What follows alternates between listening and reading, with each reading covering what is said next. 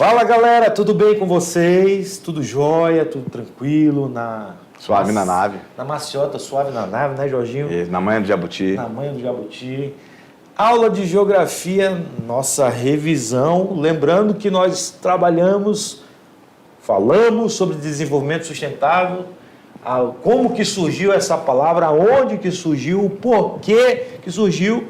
Mas, claro, agora na nossa revisão você vai lembrar tudo que nós falamos, e se não anotou alguma coisa ou esqueceu de anotar, essa é a hora, né? Aula de revisão começando. Vamos lá, na tela?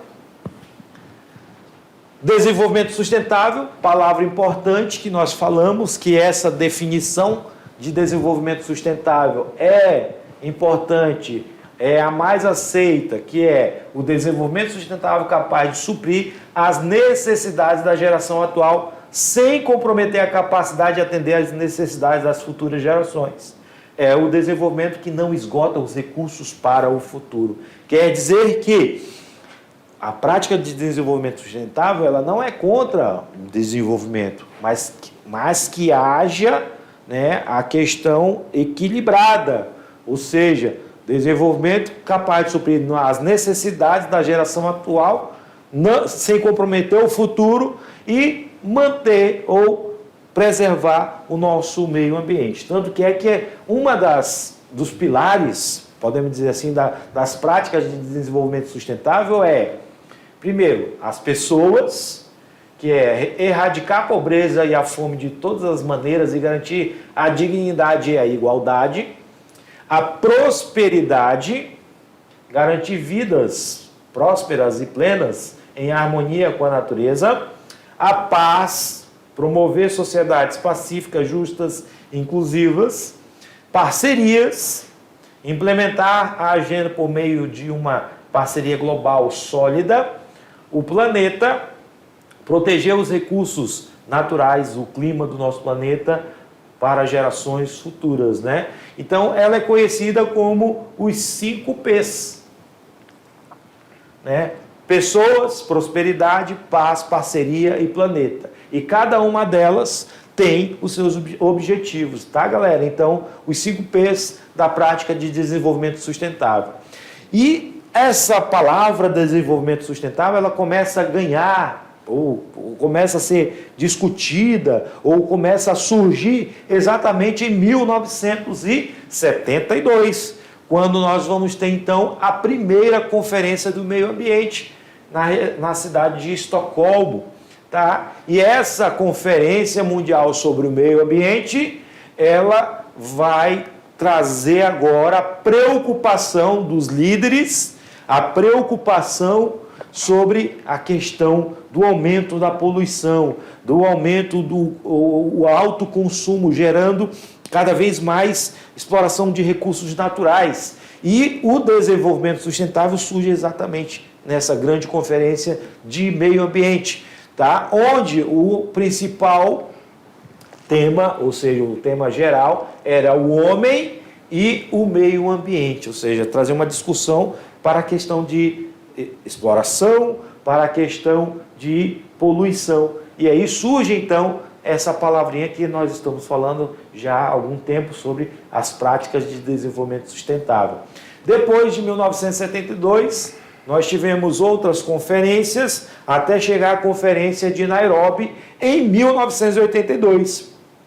E nessa Conferência de Nairobi, ela vai tratar sobre a questão da desertificação no mundo. Desertificação no mundo que também é um problema ambiental, é um problema que ocorre no nosso planeta devido ao mau uso, né? Seja do solo, seja a questão climática, que vai colaborar para o processo de desertificação. Para isso, foi criado o Programa das Nações Unidas, né, para o meio ambiente, chamado de PNUMA. Esse é o símbolo, né, do PNUMA, tá? Programa das Nações Unidas para o Meio Ambiente. Nesse programa, o que se discute? Todos os preceitos importantes para o equilíbrio, para o meio ambiente. E na Convenção de Viena, em 1995, o que aconteceu? Foi manifestada a preocupação técnica e política quanto aos possíveis impactos que poderiam ser causados com o fenômeno da redução da camada de ozônio. E nessa ocasião foi formulada a Convenção de Viena para a proteção da camada de ozônio. Por que ocorreu essa convenção?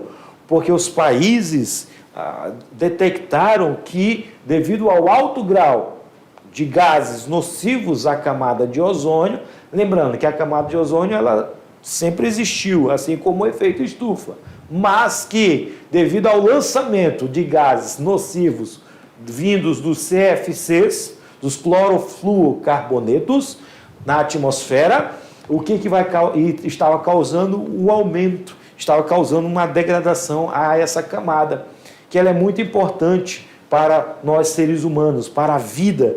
E aí, a partir dessa convenção, a Convenção de Viena, nós vamos ter então a adoção de medidas para tentar diminuir essa situação da camada de ozônio. É importante saber que na Convenção de Viena, ela contribuiu, tá, para o surgimento em 1987 para o Protocolo de Montreal sobre as substâncias que destroem a camada de ozônio.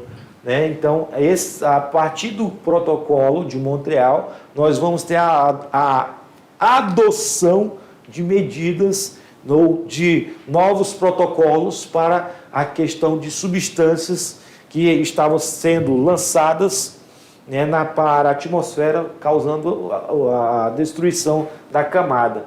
E o Protocolo de Montreal, que foi uma convenção, ocorreu onde foi assinado esse protocolo, é um tratado internacional que entrou em vigor no dia 1º de janeiro de 89. E o Brasil, ele aderiu ao protocolo em 6 de junho de 1990. E atualmente o protocolo ele é o único acordo ambiental multilateral, ou seja, assinado de forma quase de sua totalidade por os países que assumiram o compromisso de proteger a camada de ozônio. Então, é pelo Protocolo de Montreal que estabelece e que confirma que os países iriam reduzir exatamente a grande quantidade de gases de clorofluorcarbonetos jogados na atmosfera e que estava causando a degradação da camada de ozônio. E agora, através desse Protocolo de Montreal, muda-se as convenções de gases e os gases em alguns produtos, principalmente em geladeiras, ar-condicionados, aerosóis, que eram os que mais causavam essa degradação da camada de ozônio. O Protocolo de Kyoto, tá? Ele foi criado em 1997 e ele é um acordo internacional entre os países integrantes da ONU, firmando o objetivo de reduzir a emissão de gases causadores do efeito estufa e, consequente, o aquecimento global.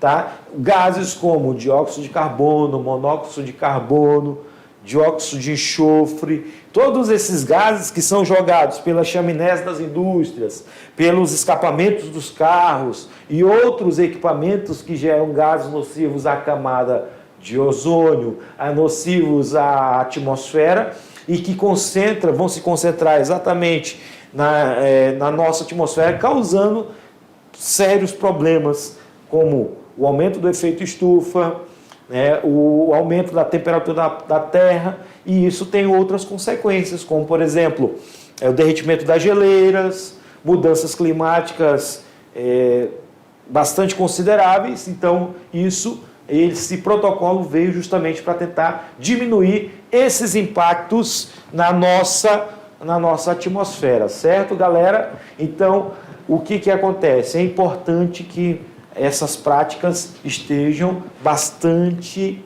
em evidência e inseridas no nosso dia a dia. Até mesmo o ato simples da coleta do lixo, da separação, você está tendo uma prática de desenvolvimento sustentável. Beleza, galera? Você tem um exercício aí fácil. Vamos tomar uma água, tome uma água, um suco. Daqui a pouco a gente volta para a correção. Tchau.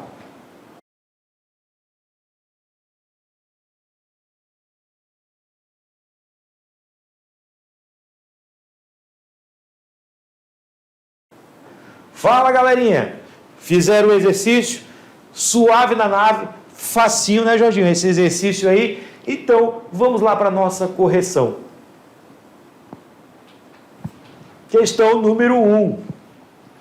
Olha só, uma questão de Sesgran Rio, concurso do IBGE. O cuidado com o planeta em que vivemos vem recebendo mais atenção nas últimas décadas, devido ao ritmo de degradação do ambiente natural. Um exemplo dessa atenção foi a assinatura do Protocolo de Quioto, por vários países, com o objetivo de preservar a Terra. O Protocolo de Quioto tem como tema principal a vegetação, B, a hidrografia, C, o solo, D, o relevo, ou letra E, o clima. Olha só, uma questão de concurso, aluno da mediação tecnológica, em todos os rincões de Rondônia, acertou, ok? Ele ficou atento na aula e ele sabe que estamos falando do clima. Do clima, das mudanças climáticas, dos gases nocivos à atmosfera, né? Então, se você marcou o clima, parabéns. Vamos para a questão número 2. E é uma questão de Enem também. Questão de Enem, tá? A realização da primeira Conferência Mundial de Desenvolvimento e Meio Ambiente, em 1972, em Estocolmo, constituiu-se em importantíssimo evento sociopolítico voltado ao tratamento, letra A, das questões políticas entre o Norte desenvolvido e o Sul subdesenvolvido, letra B, das questões ambientais, letra C, das relações entre leste socialista e oeste capitalista, letra D, da não proliferação das armas nucleares e letra E, das questões de países periféricos. Ele está falando da Conferência de Estocolmo que ocorreu em 1972. Ele não fala, nós não falamos na nossa aula sobre conflitos ou questões políticas ligadas a sul desenvolvido ou subdesenvolvido e norte desenvolvido. Não falamos sobre isso. Se a prática de desenvolvimento sustentável, das questões dos países periféricos, também não falamos sobre isso. Da não proliferação das armas nucleares, nada a ver com a Conferência de Estocolmo. Das relações entre o leste socialista e o oeste capitalista, também não.